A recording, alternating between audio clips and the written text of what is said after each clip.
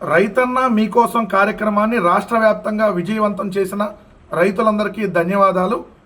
నేడు తూర్పుగోదావరి జిల్లా గోపాలపురం నియోజకవర్గం నల్లజర్ల రైతు సేవా కేంద్రంలో రైతన్న మీకోసం వర్క్షాప్లో ఆంధ్రప్రదేశ్ ముఖ్యమంత్రి నారా చంద్రబాబు నాయుడు గారు పాల్గొంటారు.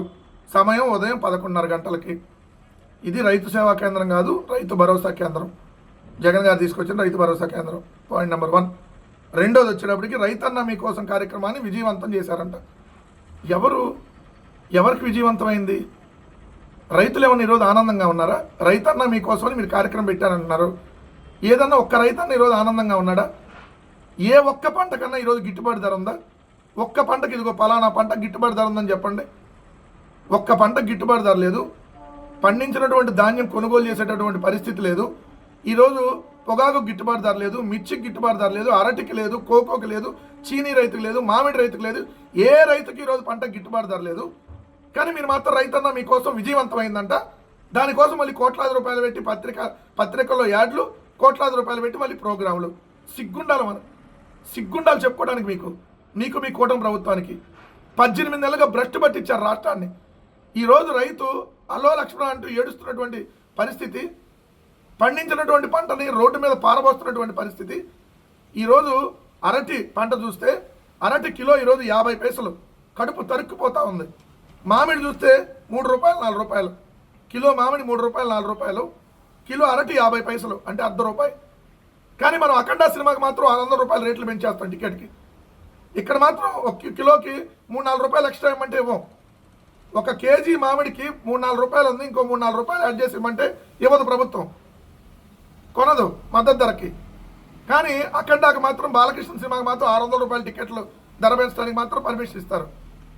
99 పైసలకి ఊరు పేరు లేనటువంటి ఉల్ఫాగాలకి, వర్షాగాలకి భూములు అమ్మేస్తారు 99 పైసలకి. ఇక్కడ మాత్రం రైతుల దగ్గర కనీసం కిలో మామిడి కొనేటటువంటి దిక్కు లేదు. అంటే ఈ 99 పైసలకి ఆ భూములు ఇచ్చేటువంటి వాళ్ళు పాపం నిరుపేదలు కదా. పాపం ఆ నిరుపేదలు కొనుక్కోవడం కోసమని కిలో అరటి 50 పైసలు, కిలో మామిడి 3-4 రూపాయలకి రేట్లు తగ్గించింది ప్రభుత్వం. పాపం ఈ నిరుపేదల కోసం 99 పైసలకు భూములు తీసుకుని నిరుపేదల కోసం ఈ కార్యక్రమం కూడా చేసిందేమో. రైతన్నా మీకోసం అంట. ఏమని? రైతుకు మీరు ఇస్తారన్నటువంటి ఏదైతే అన్నదాత సుఖీభావం ఎంత? 20,000 మొదటి ఏడాది, రెండో ఏడాది 20,000, 20 + 20 40,000. మీరు ఎంత ఇచ్చారు? 10,000 ఇచ్చారు. అంటే 30,000 ఇంకా బాకీ. మళ్ళీ 7 లక్షల మంది రైతులు కోత. ఈరోజు యూరియా సకాలంలో అందదు, బ్లాక్లో కొనుక్కోవాలి. పండించినటువంటి పంట గిట్టుబాటు ధర ఉండదు. ఏదైతే రైతులకు సంబంధించినటువంటి ఇన్పుట్ సబ్సిడీ ఉండదు.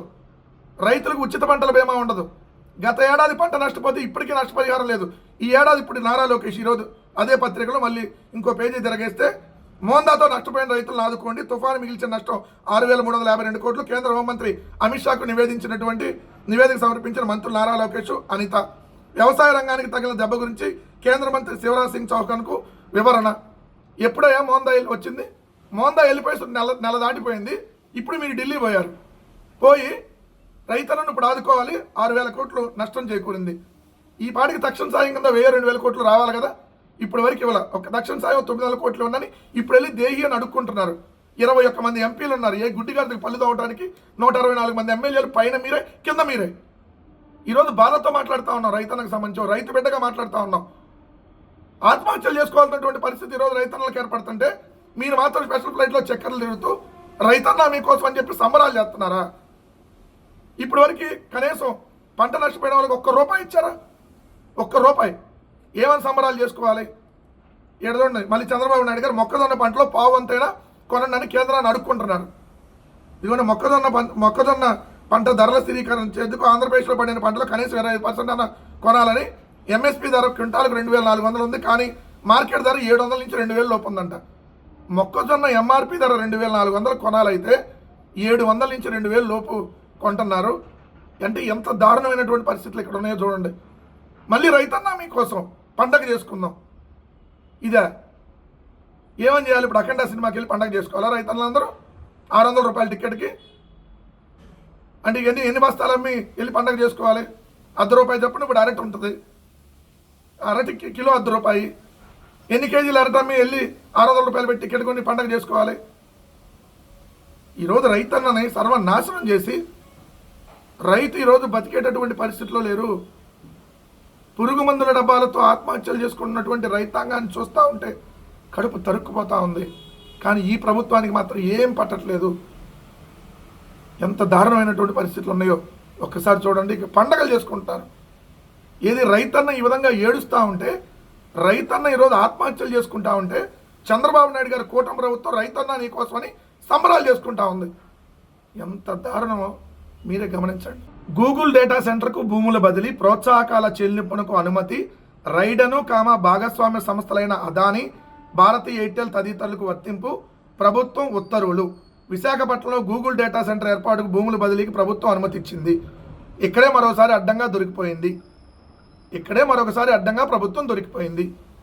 పక్కనోడికి పుట్టినటువంటి బిడ్డలకి ఈ కూటమి ప్రభుత్వం పేర్లు పెట్టడం ఎలా కామన్ అయిపోయిందో, అలానే జగన్మోహన్ రెడ్డి గారు తీసుకొచ్చినటువంటి అదానీ డేటా సెంటర్కి గూగుల్ డేటా సెంటర్ అని పేరు మార్చి మొన్నటిదాకా విపరీతమైనటువంటి ప్రచారం చేసుకొని నిన్న జీవోలో అడ్డంగా దొరికిపోయారు. నిన్న ఇచ్చినటువంటి GO MS number 66 dated on 2/12/2025 అంటే డిసెంబర్ 2, 2025 జీవో ఎంఎస్ నెంబర్ 66ని రాష్ట్ర ప్రభుత్వం చంద్రబాబు నాయుడు గారి కూటమి ప్రభుత్వం రిలీజ్ చేసి అక్కడే అడ్డంగా దొరికిపోయింది. ఎలా దొరికిపోయిందో మీరు చూడండి. డేటా సెంటర్ల క్యాంపస్ కోసం ఏపీఐఐసిసి గుర్తించిన భూములు ఇవి. ఈ భూముల్ని నోటిఫై చేస్తూ ఎవరెవరికి ఇస్తున్నారో ఇక్కడ రాసింది.